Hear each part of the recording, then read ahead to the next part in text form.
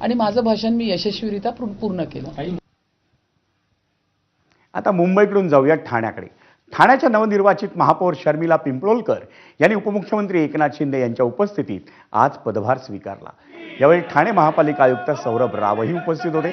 उपमुख्यमंत्री एकनाथ शिंदे यांनी महापौर शर्मिला पिंपळोलकर, उपमहापौर कृष्णा पाटील आणि शिवसेनेचे गटनेते पवन कदम यांचं स्वागत करून त्यांना पुढील वाटचालीसाठी शुभेच्छा दिल्या. ठाण्याच्या महापौरपदी शिवसेनेच्या शर्मिला पिंपळोलकर आणि उपमहापौरपदी भाजपचे कृष्णा पाटील यांची 3 फेब्रुवारी रोजी बिनविरोध निवड झाली.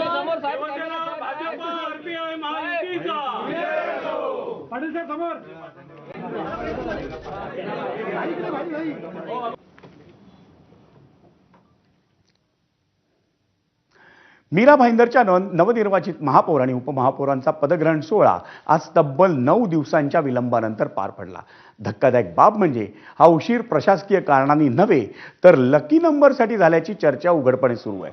महापौर आणि उपमहापौर पदग्रहणाच्या सोहळ्याला भाजप आमदार नरेंद्र मेहता उपस्थित होते. त्यांच्यासाठी 711 म्हणजे 711 हा आकडा भाग्याचा मानला जातो. त्यांनी त्यांच्या वाहन क्रमांकापासून कंपनीच्या नावापर्यंत प्रत्येक ठिकाणी 711 या क्रमांकाचा वापर केलाय. त्यासाठीच आज 11 तारखेचा मुहूर्त हा महापौर पदाच्या पदग्रहणासाठी साधण्यात आल्याचाही राजकीय वर्तुळात बोललं जाते. त्यामुळे लोकशाहीत जनतेच्या प्रश्नांना प्राधान्य असावं की अंधश्रद्धेला, असा सवालही या निमित्तानं उपस्थित करण्यात येतो.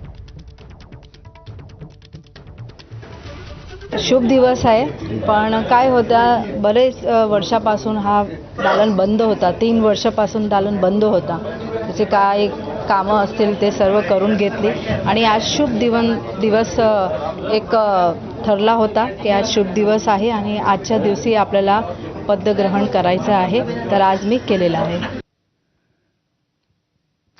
वळूयात पुढच्या बातमीकडे. मुंबई